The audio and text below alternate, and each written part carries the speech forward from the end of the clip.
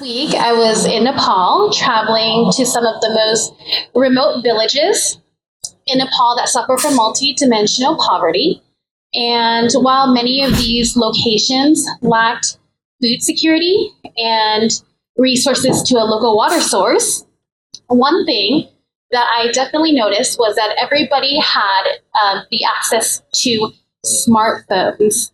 So if you remember back when smartphones, the internet, Wi-Fi all came out, we were told that it would change our lifestyles completely and it would change the world, but no one knew how. And now we can see that it's a staple in our everyday lives. And what I mean by that is we utilize this as a way to access information. We utilize this as a way to connect with one another. And as someone who works in global poverty and economic development in the world, I realize that technology is not just access to information, but it is a necessity to survive on this planet. So artificial intelligence is also known as the next big development in technology that will make a significant change in the world. And it is the theory and development of computer systems capable of performing tasks that used to require human intelligence.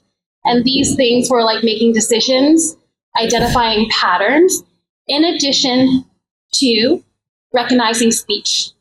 So AI is an umbrella term that encompasses a wide variety of technologies, including machine learning, deep learning, and natural language processing, NLP. So I'm very interested to hear from our esteemed panelists about how AI is not only going to be a huge impact in the developed world, but how it's going to be a huge impact in our developing world in being able to provide access to education and healthcare. So good morning, everyone. My name is Wendy. I'm founder of Building Education. Building Education is a nonprofit organization that serves to build safe schools and infrastructure, including water systems and energy, to underdeveloped areas that suffer from multidimensional poverty. I personally am not an AI expert, but the great thing is we have our wonderful panelists here today who are AI experts. And they're going to be sharing with us about how AI is going to change the world. So I'm very excited to allow our first panelist to introduce himself, Pankaj. Thank you, Wendy. Good morning, everyone. Good morning. Good morning, everyone. Good morning. Okay, I'm Pankaj Kedia. You can find me on LinkedIn. Quick introduction.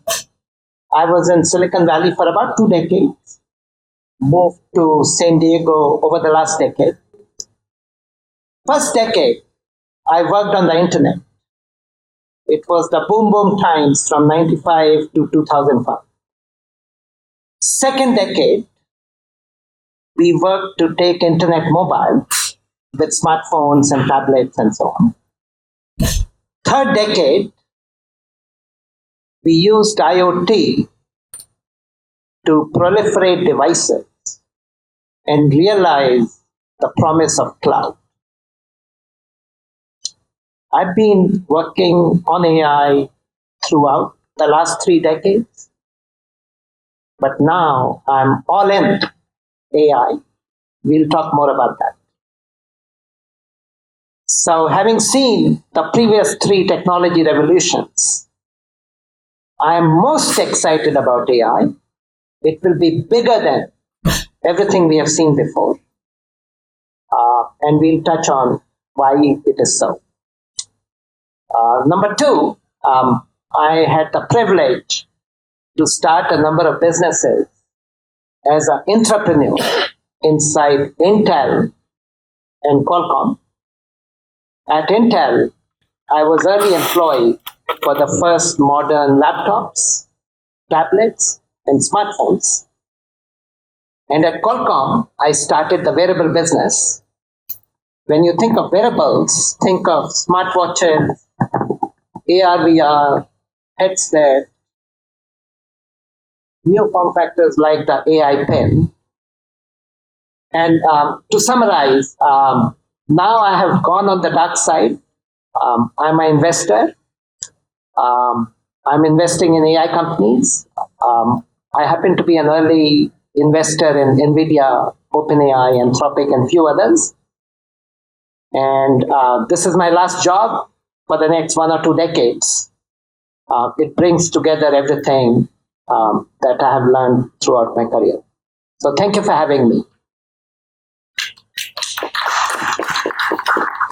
My name is Steve Hoffman, and I also have been working in the internet since the beginning, since the early days. I did 3 venture-funded startups here in Silicon Valley and 2 bootstrap startups. I have a lot of experience, and after that, I founded Founders Space, which is a global startup incubator and accelerator. We're located in San Francisco, but we work all around the world. And lately, I have been investing in and accelerating AI startups. A lot of exciting things going on here in the US, in Europe, and in Asia. I'm also the author of 4 different books, and my latest book, The 5 Forces, is on artificial intelligence and how it is transforming every business on the planet, all of our lives, and really important, what's in the laboratories right now, what is being developed, and how that will impact our future. That's my background. Thank you. Hi, hello everyone. My name is Hedna Eliashkevich, and I'm a former neurosurgeon with over a decade of experience in neurosurgery, especially neuro-oncology, reconstructive neurosurgery, and spine neurosurgery, and I'm a neuroscientist. I moved to the United States 2 years ago, and now I work as a neuroscientist for Artnew Biotechnologies. This is a biotech startup which works in the forefront of brain aging research.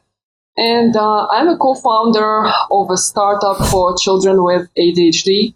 We develop AI-powered neurofeedback solution for kids with ADHD to help them train their focus and attention. For my research in brain cancer and treatment of patients with glioblastoma, I was recognized this year by Women Changing the World Award, and I secured the first place in Women in Health category. I'm so proud of it. And I'm happy to share with you today my insights and my knowledge about AI and in healthcare. Thank you. Hi, my name is Naoko Okumoto. I'm originally from Japan. Naoko means orange child. That's curse and blessing at the same time. I've been living in the US for nearly 30 years. I came to the US to attend graduate school ever since I've been living here. Spent 17 years with large IT corporations, including Microsoft and Yahoo. I was heading up a strategic partnership with a joint venture with Yahoo Japan and SoftBank. Also, I moved on to that venture capital world 10 years ago. And then right now, I'm a founder and managing partner of Millennium Collective, which is an early stage VC fund focused on well-being. And we are backed up by Transformative Tech, which is the world's largest ecosystem of the well-being technology. We have 9,000 members across 72 countries. The members consist of startup, academia, investors, and corporations. So we tap into the collective intelligence as well as the network to really change the world for the better. And in terms of AI is really revolutionizing that well-being and then wellness industry. And we will touch upon with the real case studies as well. Thank you. So I'm wondering, can everybody hear in the back? You can't hear. No, You can't. just hold on, right? Put it closer to your mouth. Yes, and you have to speak louder. Thank you, Captain. Captain Hoffman, Yes. right? Yeah, thank you, Captain Hoffman. So I think collectively we have a total of over 40 years of internet and technology experience here on this amazing panel, in addition to a neurosurgeon. So that's fantastic. I will start my first question for Pankaj. So Pankaj, you mentioned that you have been privileged to work 1 decade dedicated to the internet, 1 decade dedicated to the mobile, and 1 decade dedicated to cloud. But you are the most excited to work on AI. Please tell us more. Why are you so excited about AI? Yeah, that's a good question. So, internet started in the Bay Area, in Silicon Valley, with Google and other internet companies. And then it went to the East Coast and around the world. Mobile, the modern mobile era, with Android and iPhone, again started in Silicon Valley with Google and Apple, went around the world. Cloud started in Seattle with Amazon, Microsoft, Google joined, and then went around the world. AI is very different. AI right now is happening in more than 50% of the countries, more than 100 countries. I travel a lot. There's AI happening in Mexico, there's AI happening in China, in India, every place in between. It's not the same AI. It's not something we invented here that we are exporting. Every country, every government, public sector, private sector, is innovating in AI. So when you have such a groundswell from an investment enthusiasm perspective, number one, the impact will be long lasting. So that's the first reason I'm excited about AI. Number two, if you think about it, internet, mobile, cloud, big picture, we think of these as the technology industry. Yes, we use the phone in the enterprise. Cloud is increasingly being adopted in the enterprise. But it's the tech space first. And enterprise adoption is maybe 5 or 10%. When I think about AI is impacting the tech space, the Googles, the Amazons, the OpenAIs of the world.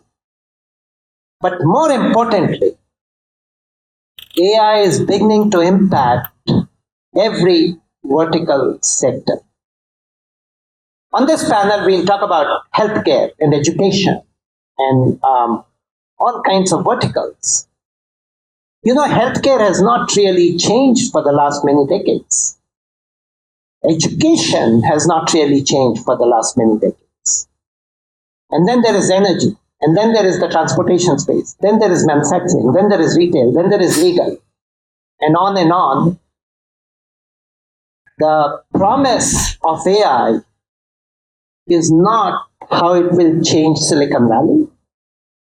The promise of AI is how it will change Kansas City and Tennessee and every vertical, every industry, every region, every human. So when we see NVIDIA going like this, we are at a very beginning. We haven't seen anything yet. And so I know there are lots of panels, but I think this is the most exciting panel. Do you guys agree? Yeah. Wonderful. Pankaj, just a quick follow-up question on that. You mentioned that AI will change every sector and industry. So as someone who works personally in education in developing countries, how do you think that AI will help impact education in developing countries? Yeah, Wendy, I know this is very close to your heart. You know that the education space has not changed for the last 100 years. It is one to many. There is a figurehead professor, teacher standing in front of you. In the US, on average, there are 15 students in the classroom. If I go to India, there are 30 people in the classroom. If I go to China, there are 45 people in the classroom. It's one to many. The textbook they're using was written for the average person. None of us are average. None of the kids are average. Everybody has had a unique upbringing. They react, they resonate to different things. AI will make education accessible to all. AI will make education one to one. So when you go from one to many to one, what your kids learn, Jason, and your kids will be very different. It will be based on how they like to learn, how quickly they learn. So it will be truly personalized, truly acclimated to how they have grown up. For that reason, we are in for a transformation in education. That is fascinating to hear. It sounds like every child will be able to have their own personalized teacher catered to the way that they learn. I love that. And we're going to transition slightly to the next step about the workplace. And this question is for Steve. How will AI be used in the workplace of the future? This is going to be fascinating. So right now, in Silicon Valley and around the world, they are developing AI agents. And AI agents go beyond what ChatGPT can do now. What they essentially do is you can ask an agent to go out into the internet and perform complex tasks for you. So startups right now in Silicon Valley are working on this. So let's say you want to travel to a city, you want to travel to Paris. You could go to your AI agent and say, go out there, book me a flight. You have data on what I like to spend. Find me a good hotel, schedule my meetings, make reservation at restaurants, and come back to me. And then you can review it and say yes or no. So that's going to be coming very soon. In the workplace, these AI agents will be doing all sorts of tasks. They'll be managing the supply chain. They will be managing procurement. So an AI may be negotiating with another AI to find the best deal. So all these tasks are being automated. What AI allows us to do now is automate much more complex tasks than we did in the past. So the whole technological revolution since the Industrial Revolution has been about automation for the most part, making things more efficient, making our economies bigger and more robust. AI takes that to a whole new level. We are going to see AI in the workplace, and we're seeing it right now. They have literally, they have these out there. One is called Emma. They are AI employees. So they can, a lot of them are in customer service, but now they're creating multi-purpose employees. So you can, instead of hiring human beings, you can literally have AI perform these complex tasks, interact, and they will have these AI for service level. They will have these AI internal to the company and HR. They will have these AI going out there and doing sales. You will see AI doing lots of functions, and we will even see AI now doing hiring. They have an AI app now where there's a video camera, your webcam, essentially, and it will conduct the interview. It will actually interview employees. You can use this right now, and then it will tell you if these employees, it gives them, are good to hire, or you should pass on them. So a lot of these functions, including managing human beings, including us, we may have an AI boss in the not too distant future, many of us. Some people think that's kind of scary. Other people who don't like their boss might be relieved. But this is where we're headed. Wonderful. So it sounds like AI will then get to know us better than we know ourselves, correct? So what do you think will happen when AI gets to know us better than we know ourselves? So this is happening already. Facebook did a study where they have AI, and they asked people, which ads are you going to click on? Which videos will you watch? Which articles will you read?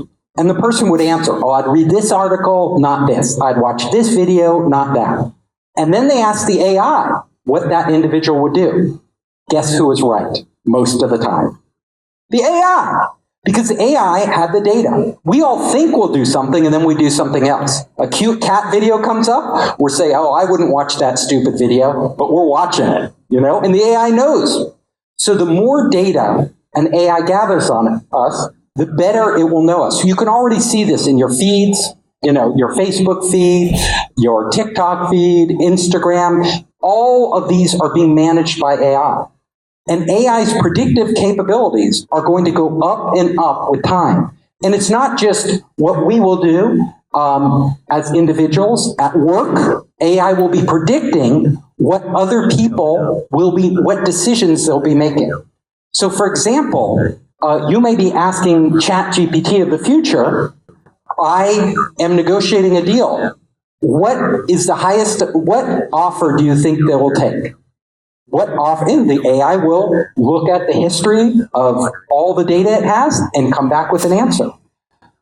We are in the process right now, as human beings, of delegating more and more of our decision making to AI. And let me give you a simple example. Think of Netflix. We used to we think we choose what we watch. But now everything from our social feeds, the news we read, the movies we watch is all being recommended by AI. It'll come a point where our life choices, who should I date? Who should I marry? What job is right for me next? We'll be asking AI. Why? Maybe we don't even want to ask AI, but we know it will actually make a better decision than we will. Very interesting. So in terms of decision making, AI can make better decisions for ourselves than we can, or it can in some cases, but increasingly in more and more cases. Very interesting. Thank you for sharing that, Stephen. What about AI in the field of medicine? I wonder if Hannah can share with us what are the expected usages of AI in the field of medicine, and what will be the potential benefits to doctors as well as their patients? Will it work the same in decision making? Okay. To answer this question, let's take a look at what's going on in healthcare system nowadays. And nowadays, it's limited actually, and it's very, very expensive, especially in the United States. And another problem is that there is a global shortfall of 15 millions of healthcare workers worldwide.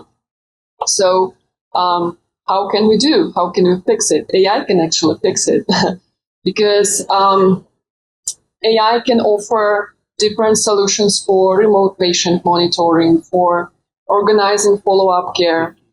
In February, I visited Digital Health Conference at Stanford, and I was really impressed by demo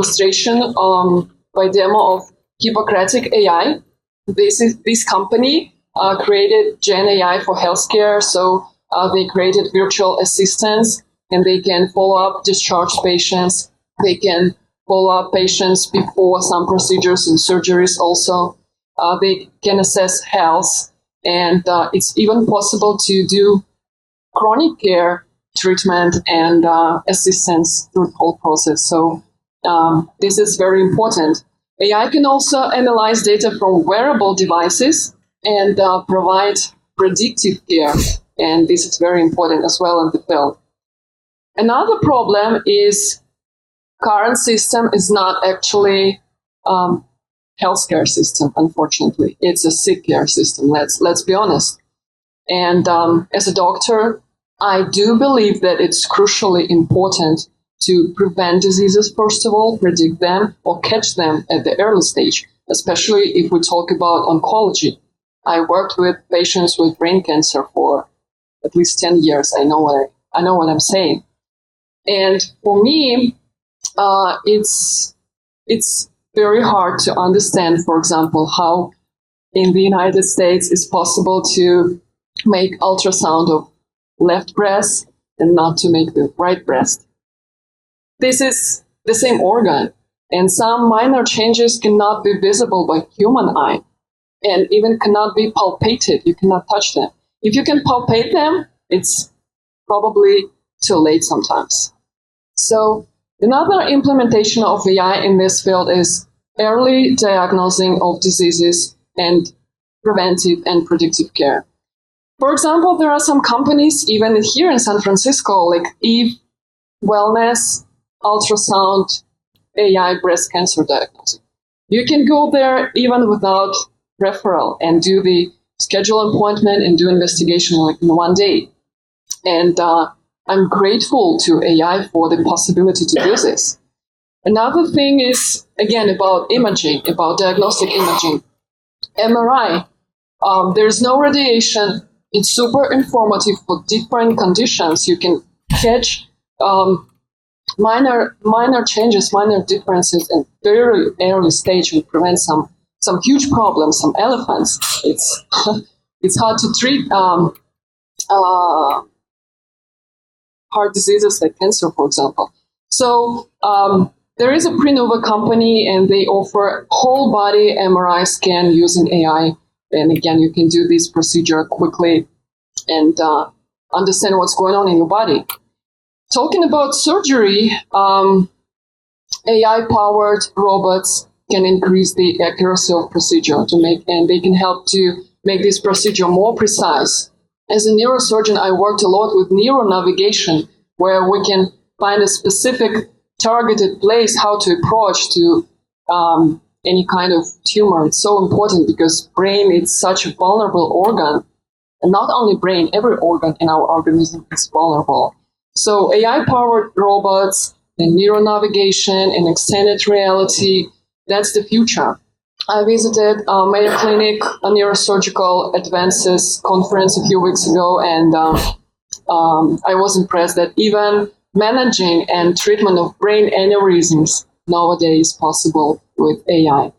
So to conclude, the benefits that AI can help for doctors to free more time for patient care, to support with decisions, with diagnosing, and for patients, it can help to make medicine more precise and personalized. So 5P medicine is preventive, predictive, personalized, participatory, and purpose-driven. And I do believe that AI can help to transform this status quo from sick care to healthcare. Thank you, Hannah. You have a crossover between the medical industry and also technology. I know that you also have a startup. I've been reading a little bit about it that utilizes brain-computer interfaces, BCI. Can you share a little bit more about your AI-enabled startup, please? Oh, yeah. So BCIs are medical, but not exactly medical. So they are devices that communicate directly or indirectly with human brain. So we have neural implants, we have different devices to measure EEG data, for example, and they can be used for neurostimulation, for neuroprosthetics, for neurorehabilitation after stroke, traumatic brain injuries, different mental health issues, and so on and so forth. Like a few weeks ago at Neurotech California conference, I met a guy, Nathan Copeland. He lives with implanted neural implants for almost 10 years after a traumatic brain injury. And he is even able to draw paintings with his mind and sell them as NFTs, which is, really cool. I was super impressed. Talking about the startup, I'm a co-founder with Pickback Health. So we aimed to help kids with ADHD to live better life. Because even in the United States, there are about 6 million of kids with ADHD. And how we use AI in our solution, first of all, we want to increase the accuracy of diagnosing of ADHD because it's quite subjective right now. And we want to make it more objective using biodata, using EEG data, because there are some EEG patterns related to ADHD. And another field of implementation is creating AI-powered video games, because kids, they care about the content. If they don't like the game, they won't play it. And combine everything like BCI, like EEG device, AI-powered video games, and telemedicine platform to perform remote neurofeedback sessions in engaging and entertaining way under remote supervision of neurofeedback trainer, I consider is brilliant solution. Yeah. Thank you, Hannah. Now that we talked about your startup, we're going to go into venture funding with AI and well-being. So Naoko, as the founder and partner of a venture fund that focuses on well-being technology, can you share with us how AI will help us to live our lives in the realms of healthcare and personal well-being? Thank you, Wendy. So the concept of well-being is very hard to kind of grasp. So what is the well-being for you? To us, it's just your happiness and the health on the center. And then we look into the many verticals which touched upon our lives. So let's say mental emotional health is one, women's health, future of work, because we spend 8 to 10 hours at work, and longevity, healthy aging, city planning, because we want to belong to some kind of community. So we look at all these different areas and then making that investment.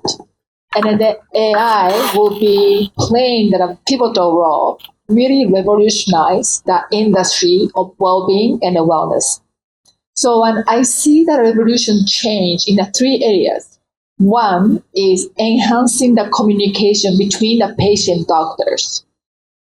Look at yourself. You have some kind of wearable, Apple Watch, and Fitbit. I have Oura Ring. I have Ozro sleep bed, which can track my sleeping. And there is technologies to tracking EEG, heart variabilities, all these things that can measure your physical, mental, emotional health. So when you have this real-time data, you go to see the doctor, and then you have very meaningful conversation with the doctor to say, hey, I am feeling this way, and then my data tells me this. And then doctor will take a look at your data, and then you can have that very meaningful conversation as to this medication is working or not working. And also that AI diagnostic. The AI can make very effective, very fast, timely diagnostic on that certain symptoms. And then that will help doctors to spend more time with the patient, really explain what they are going through based upon the data. And also AI help cross the language barriers, that when you are speaking English, you don't understand. When I came to the US, I had some disease that I have this, and then it's called shingles, and then it was shingles, and I have no idea what to say in Japanese. I have to go through the dictionary and stuff. Now AI can just, with the iPad, you can just communicate with doctors. The second one is preventive measure. So as I mentioned, you have all your real-time data happening.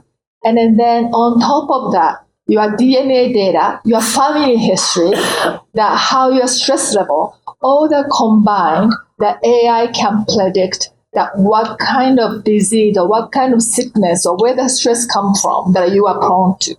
So that you can take that active step to prevent that things happening to you. So before you went to see the doctor when the symptom happened, but now you go to see the doctor before the things happen. So there was a supplement and everything. Also, the AI can help you to create a wellness plan. What kind of supplement you take, when you go to bed, sleeping, and then also exercise and stuff as well. Your stress level is high, then what you're gonna do. So that's going to help you to prevent further not to have that, any sickness or disease or anything that caused by, your, body and mental and state. The third component will be really empowering lives through AI. So particularly that areas of mental health, that when COVID happened, a lot of people want to talk to the psychiatrist or a therapist. It's a long wait list. My friend called 40 organizations to get one psychiatrist and to get that help, but then couldn't happen.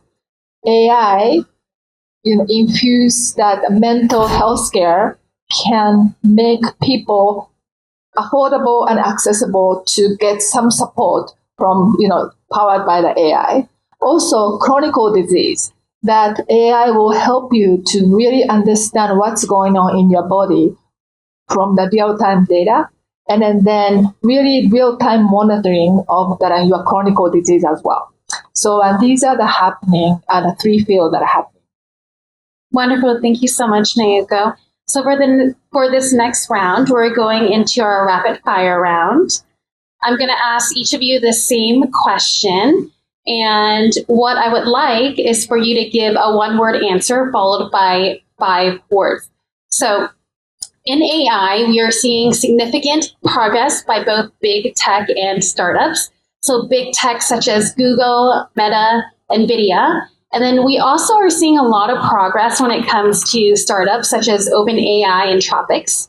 So in this race to AI, who do you think specifically will be more successful? Do you think it will be big tech or startups? And then the 5 words is why, starting with Pankaj. Both hands. I think startups are very good at creating disruption. But as we discussed earlier,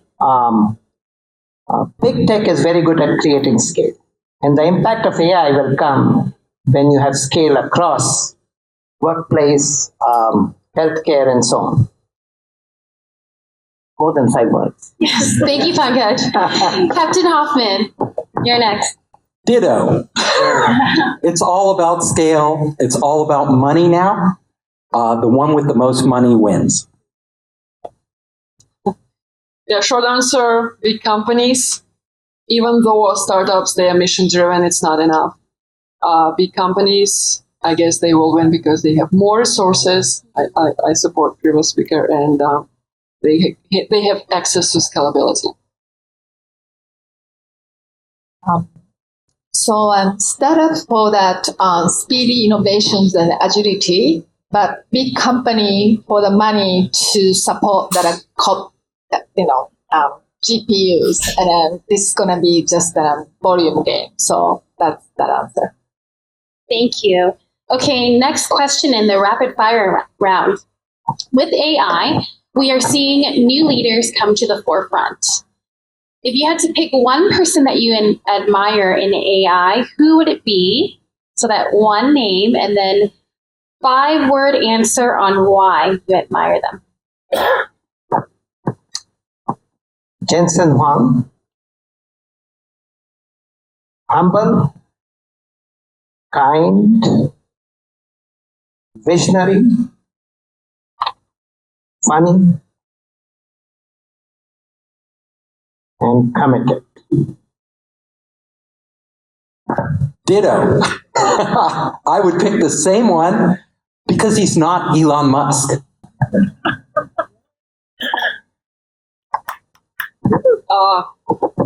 I don't know about new leaders, but to my mind comes Geoffrey Hinton. He's a godfather of AI, and he started this work. He's a pioneer, and he worked a lot in Google Brain. Even though he has some concerns about risks of AI, which is normal, I admire his contribution to this field. It's not a new leader, but Demis Hammarbis, the CEO of DeepMind.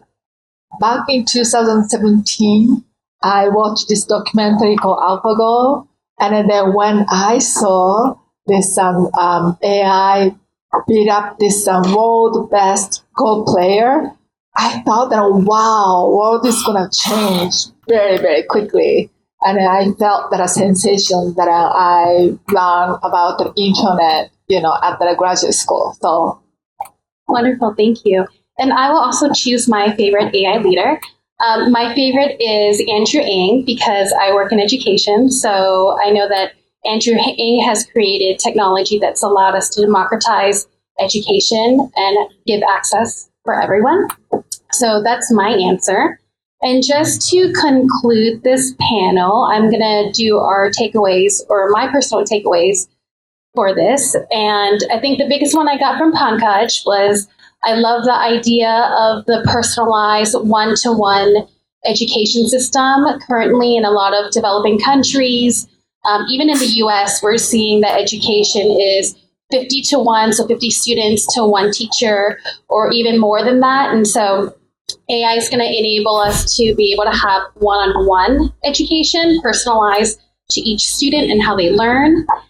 The takeaway that I got from Captain Hoffman was being able to predict our decision making and make decisions even better than us, which we're already seeing here now with Facebook and other social media platforms. The one that I got from Hannah, our biggest takeaway, I was shocked to find out that there's 50 million lacking healthcare workers. And having AI is going to enable us to be able to, fill the gaps for that, and also support in decision making and the personalized 5 Ps, right? And then Naoko, last one. I would say that AI will be able to revolutionize the well-being and wellness through 3 different ways: communication from the patients to the doctors, in addition to preventative measures, and then affordable mental health. Is that correct? Wonderful. So thank you everyone for attending this session. I hope that you got something out of it just as I did. Thank you to the speakers, the panelists who, with all their expertise offered their information on what they know to bring AI to the world. If you want to contact any single one of us, we're on LinkedIn, so you can look us up over here.